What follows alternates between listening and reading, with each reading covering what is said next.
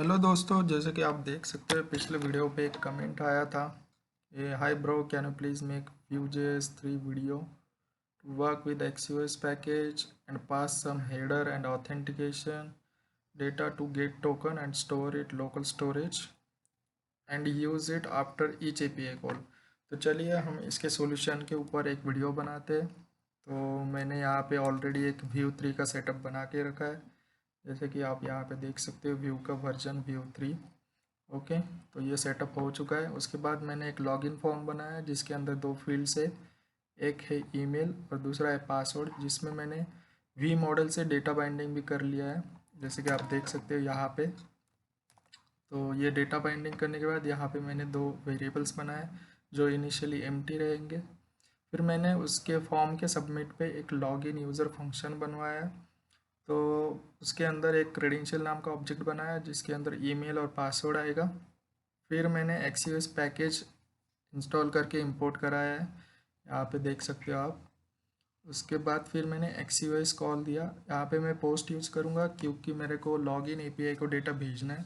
और जैसे कि आप यहाँ पे URL देख सकते हो, तो मैंने एक लोकल पे सर्वर सेटअप करा है जिसके अंदर लॉगिन की API होगी और उसको मैं वो क्रेडेंशियल्स भेजूँगा। तो उसके बाद मुझे जो भी रिस्पॉन्स आएगा वो मैंने कंसोल लॉग कराया। अगर एरर आती है तो एरर को भी कंसोल लॉग कराया। तो चलिए हम इसका आउटपुट देखते हैं ब्राउज़र में। तो मैं यहाँ पे नेटवर्क टैग ओपन करता हूँ और यहाँ पे मैं पासवर्ड, ईमेल और पासवर्ड डालता हूँ, सो demo@gmail.com, और मैं पासवर्ड डालूँगा यहाँ पे। और जैसे मैं लॉगिन पे क्लिक करता हूँ तो यहाँ पे API कॉल गया, आप देख सकते हो। यहाँ पे API कॉल जाने के बाद उसमें कुछ रिस्पॉन्स आया है। तो यहाँ पे दो चीज़ें आई, एक है सक्सेस ट्रू और एक आया है टोकन। तो जैसे कि आप यहाँ पे देख सकते हो कंसोल में, यहाँ पे भी कंसोल हुआ होगा जो कि मैंने कंसोल करा था। तो टोकन और सक्सेस हमें मिला। तो अब इसे सेव कैसे करना है, ये उसका क्वेश्चन था।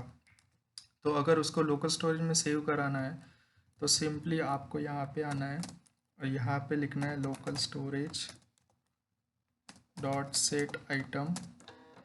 फिर यहाँ पे फर्स्ट पैरामीटर उसका की आएगा, तो जो भी की से आप उसको सेव करना चाहते हो।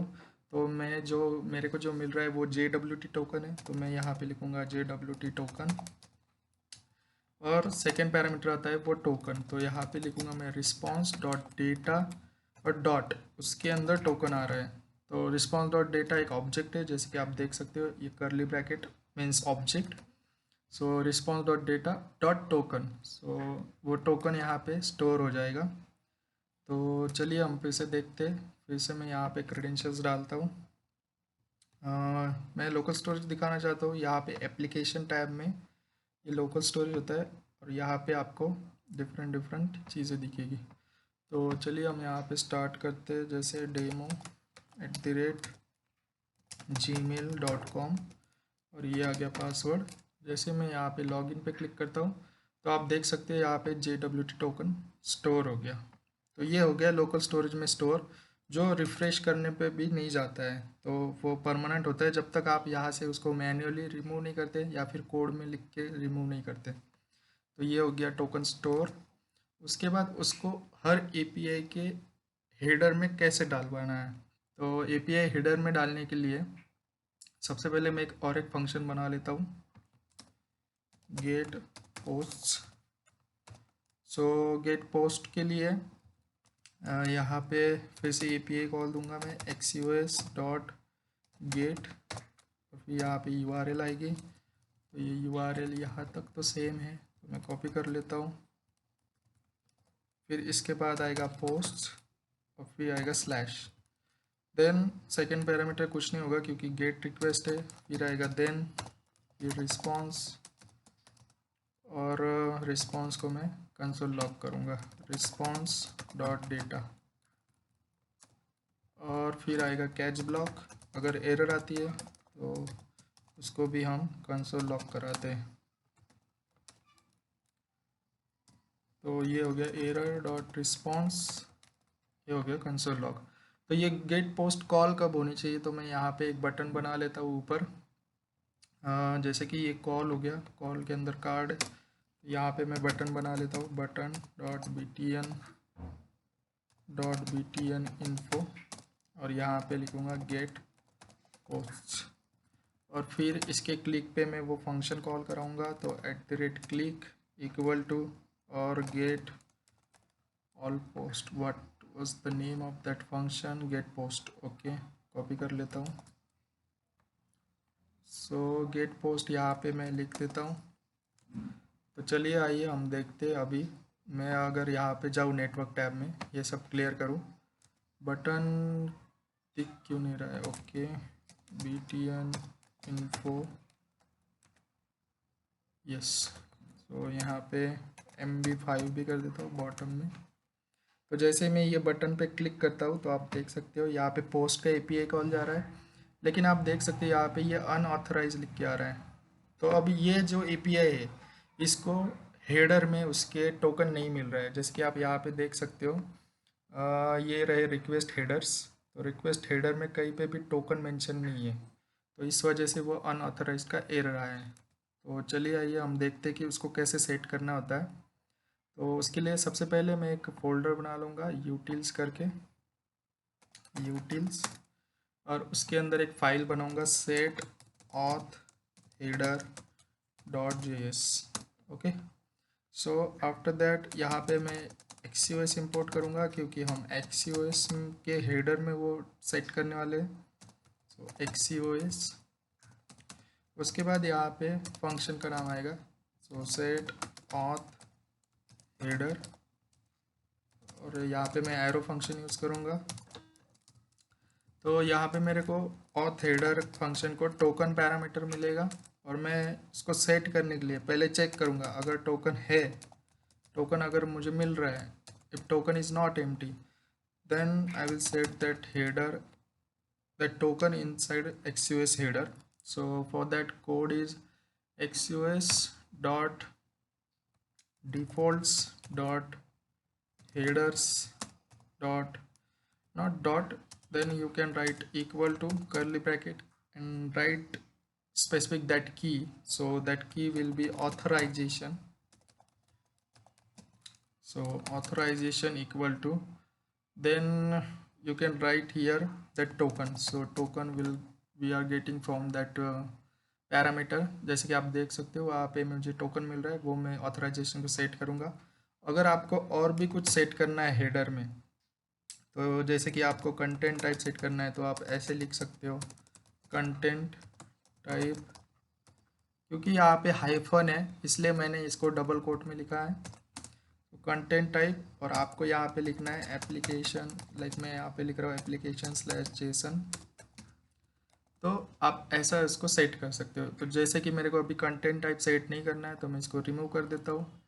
फिर आता है एल्स पार्ट, अगर टोकन नहीं है तो यहाँ पे ये जो हमने सेट करा है वो वाला की हम डिलीट करेंगे। सो डिलीट, अगर यूज़र लॉग आउट हो जाता है तो हमें XUS के हेडर से टोकन डिलीट करवाना है। तो डिलीट करवाने के लिए XUS, पहले तो डिलीट कीवर्ड आएगा, उसके बाद XUS.default.headers और .authorization, वो की का नाम आएगा जो की हमें डिलीट करवानी, जो रिकॉर्ड ऑब्जेक्ट में से डिलीट करवाना है हेडर्स के। तो ऑथराइजेशन को डिलीट करना है, तो यहाँ पे मैंने डिलीट लिख दिया। और जैसे कि ये फंक्शन पूरा हो गया तो मैं यहाँ पे लिखूँगा export default set auth header. तो ये डिफ़ॉल्ट एक्सपोर्ट कर दिया, तो हम यहाँ पे इस फंक्शन को दूसरी फाइल्स में यूज़ कर सकते हैं। We can reuse this file और दिस फंक्शन। तो यहाँ पे मैं आता हूँ, और यहाँ पे आने के बाद जैसे मैं लॉगिन होता हूँ तो सबसे पहले मुझे वो लगेगा फंक्शन। तो मैं यहाँ पे उसको इंपोर्ट करा लेता हूँ, import set auth header from. तो यहाँ पे एक डायरेक्टरी बैक आता हूँ, फिर आएगा utils/set auth header। तो ये फंक्शन मैंने इंपोर्ट करा लिया। फिर जैसे मैं लॉगिन होता हूँ, after login we need to send that token to that function. So वो फंक्शन को हम ये टोकन सेंड करेंगे सेट ऑथ हेडर और token response dot data dot token. तो वो फंक्शन को हमने टोकन भेजा, तो वो टोकन यहाँ पे फंक्शन को मिलेगा, फिर वो यहाँ पे ये कोड एग्जीक्यूट होगा और फिर वो टोकन सेट होगा। अगर इसको ये टोकन नहीं मिल रहा है तो वो टोकन जो भी XUS हेडर में सेट है वो डिलीट हो जाएगा। आफ्टर दैट जैसे कि आप देख सकते हो अभी टोकन सेट होने का कोड लिख लिया है हमने। तो मैं यहाँ पे आता हूँ और फिर ये क्लीन करता हूँ और फिर से लॉगिन करता हूँ, क्योंकि वो सेट ऑथ हेडर वाला कोड फिर से एग्जीक्यूट होना चाहिए। तो demo@narola sorry narola gmail.com, then I will write here password and click on login.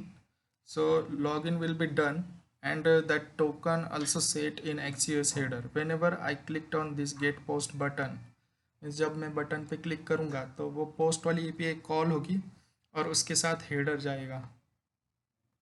फिर से अनऑथराइज्ड आ गया, तो आई थिंक कुछ तो मिसिंग हो गया। देखो टोकन तो जा रहा है ऑथराइजेशन, वेट ये बेयरर टोकन है, तो मेरे को यहाँ पे इसको कॉन्केटिनेट करना पड़ेगा। तो मैं यहाँ पे लिखूँगा कॉन्केटिनेट, यहाँ पे आएगा बेयरर और स्पेस। तो अब ये वर्क करेगा सही से। सो मैं इसको क्लीन करता हूँ, फिर से लॉगिन करना पड़ेगा demo@gmail.com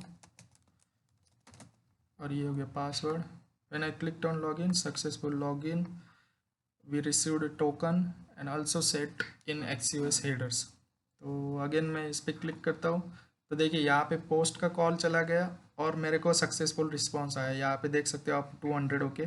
जैसे कि इस यूज़र ने कोई पोस्ट बनाई हुई नहीं है, इसलिए एम्प्टी एरे आ रहा है, लेकिन ये API सक्सेसफुली कॉल हो गई। और यहाँ पे मैं रिक्वेस्ट हेडर आपको दिखाऊँ तो यहाँ पे आप देख सकते हो ऑथराइजेशन का की और ये टोकन उसमें सेट हो गया। तो ये लॉगिन हो गया और फिर ये टोकन भी सेट हो गया। अगेन मैं अगर पेज को रिफ्रेश करता हूँ और मैं गेट पोस्ट पे क्लिक करता हूँ तो मेरे को फिर से अनऑथराइज की एरर आएगी, जैसे कि आप देख सकते हैं यहाँ पे। तो ये अवॉइड करने के लिए हमें और थोड़ा सा कोड लिखना पड़ेगा। We need to write some more code. So main.js refresh होने पे ऑलवेज एग्जीक्यूट होती है।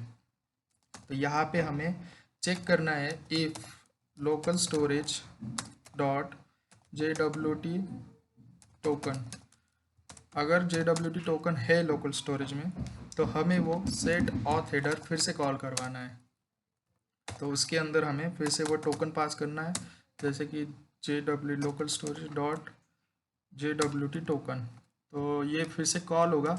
अगर लोकल स्टोरेज में नहीं है JWT टोकन तो हमें सेट ऑथ हेडर फिर से कॉल करना है और उसको भेजना है फॉल्स।